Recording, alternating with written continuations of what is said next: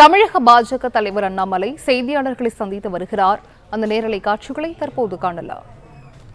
State revenue எப்படி இருக்கு அப்படின்னு இன்னைக்கு அந்த ஸ்டேட் ரெவென்யூ பாத்தீங்கன்னா GST, stamps and registration, land revenue, sales tax, state excise இதெல்லாம் இன்னைக்கு ஒரு டாக்ஸ் காம்பனன்ட் ஒரு மாநிலத்திற்கு. தமிழகத்தை மட்டும் பாத்தீங்கன்னா ஜிஎஸ்டி மூலமாக வரக்கூடிய மாநில வருவாயும் இன்னைக்கு -11% போயிருக்கு. Maharashtra 12.4% positive, Uttar Pradesh 14.6% positive, Karnataka 8.3% positive, Telangana 9.8% positive. ஆனால் தமிழ்நாட்டில் ஜிஎஸ்டி -11% நெகட்டிவ். ஸோ அப்படி என்றால் தமிழகத்தினுடைய பொருளாதாரம் சீர்குலைய ஆரம்பித்திருக்கிறது.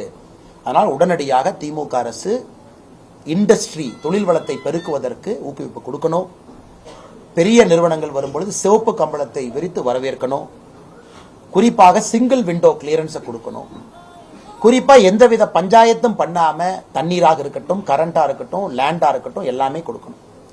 சமீபத்தில் நீங்க பார்த்திருப்பீங்க, மத்திய பிரதேசனுடைய முதலமைச்சர் தமிழகத்திற்கு வந்திருந்தார். அந்த நிகழ்வுக்கு நான் போகல, அதையும் நீங்க கவனிச்சீங்களான்னு தெரியல. மத்திய பிரதேசனுடைய முதலமைச்சர் பாரதிய ஜனதா கட்சியை சார்ந்த ஒரு முதலமைச்சர் வந்தாங்க. அந்த நிகழ்வில் நான் பங்கேற்கல. ஏன் பங்கேற்கவில்லை? நான் பாரதிய ஜனதா கட்சியை சார்ந்தவன், தமிழகத்தினுடைய பாரதிய ஜனதா கட்சியினுடைய தலைவராக இருக்கிற என் கூட தலைவர்கள் இருக்கிறாங்க. மத்திய பிரதேசனுடைய முதலமைச்சர் வந்து அந்த நிகழ்வுக்கு ஏன் போகலினா, ஒரு பக்கம் எனக்கு வருத்தம்.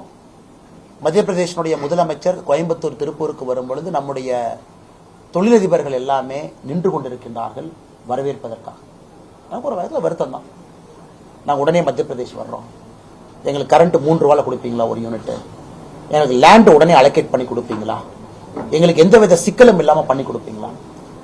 அந்த லீ மெரிடியன் ஹோட்டல் தான் நடந்துச்சு. லீ மெரிடியன் ஹோட்டல் நடந்துச்சு. நான் மத்திய பிரதேசனுடைய முதலமைச்சருக்கு நான் தொலைபேசி மூலமாக பேசும்பொழுது நான் சொன்னேன், அண்ணா நீங்க வர்றீங்க, நீங்க வரும்பொழுது உங்களை வரவேற்பது என்னுடைய கடமையாக இருந்தாலும் கூட தமிழகத்தினுடைய வளர்ச்சி என்னுடைய குறிக்கோள். என் கட்சியினுடைய வளர்ச்சி குறிக்கோள் தமிழகம் நம்பர் 1 இருக்கணும். அதற்கு நீங்க வரும்பொழுது ஒரு 4 பேர் வந்து உங்கள்கிட்ட இன்வெஸ்ட் பண்றான்னு சொன்னாலும் நான் தடுக்கவும் முடியாது. அவர்களுக்கு 100 ரூபாய் போட்டாங்கன்னா ரிட்டர்ன்ஸ் எங்க இருக்கா அங்க போவாங்க. தமிழ்நாடு இருக்கா, கேரளா இருக்கா, கர்நாடகா இருக்கா, மத்திய பிரதேசம் இருக்கா, காஷ்மீர் இருக்கா? ஒரு தொழிலதிபர் எப்படி பார்ப்பாங்க? நான் 100 ரூபாய் இன்னைக்கு போட்டா எனக்கு ரிட்டர்ன் எங்க வருது? இன்னைக்கு தொழிலதிபர் ரிட்டர்ன்ஸ் மத்திய பிரதேசம் அதிகமா வருதுன்னு பார்க்கலாம். அதனால இந்த லீ மெரிடியன் கூட்டத்தில் பார்த்தீங்கன்னா அங்கேயே டெசிஷன் எடுக்கிறாங்க. செக்ரட்டரி 4 பேர் அங்கேயே இருக்கிறாங்க. அங்கேயே on the spot decision. Land பிரச்சனை சால்வ்டு, உங்களுக்கு எலக்ட்ரிசிட்டி பிரச்சனை சால்வ்டு. மத்திய பிரதேசத்தில் இருக்கிற தமிழக ஐஏஎஸ் அதிகாரி நோடல் ஆபீசர், சிஎம்மோட தமிழகத்திலிருந்து மத்திய பிரதேசத்தில் பணிபுரிகிற அதிகாரிகள் வர்றாங்க. 4 பேர் கூட நிற்கிறாங்க. உங்களா இங்க பாருங்க, உங்க ஊருக்காரர் தான் மத்திய பிரதேசத்தில் ஐஏஎஸ் இருக்கார், மொபைல் நம்பர் எக்ஸ்சேஞ்ச் பண்ணிக்கங்க, எதா இருந்தாலும் டைரக்டா கூப்பிடுங்க, சிஎம் ஆஃபீஸ் குரூப்ல வச்சுக்கங்க, 24 ஹவர்ஸ்ல சால்வ் பண்றேன். தமிழ்நாட்டில் ஏன் அது நடக்க மாட்டேதுன்னு தான் நான் கேட்கிறேன். நான் ஜிஎஸ்டிக்கான நான் அந்த வேல்யூ சொல்றதும், குரோத் குறைஞ்சிருச்சு, டாக்ஸ் ரெவென்யூ நெகட்டிவ்ல இருக்கு. எதற்காக இதை நான் சொல்றேன் அப்படின்னாங்க, கண் முன்னாடி தமிழகத்தினுடைய தேய்மானத்தை நம்ம பார்க்க ஆரம்பிக்கிறோம்.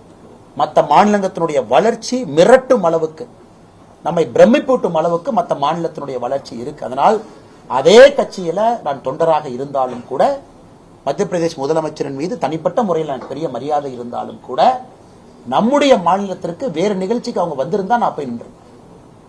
ஆனா நம்முடைய மாநிலத்திலிருந்து நம்முடைய தொழிலதிபர்கள் மத்திய பிரதேசல இன்வெஸ்ட்மெண்ட்டுக்கு போறனால அந்த நிகழ்ச்சிக்கு ஒரு கனத்த இதயத்தோடு நான் செல்லவில்லை. அதுதான் உண்மை.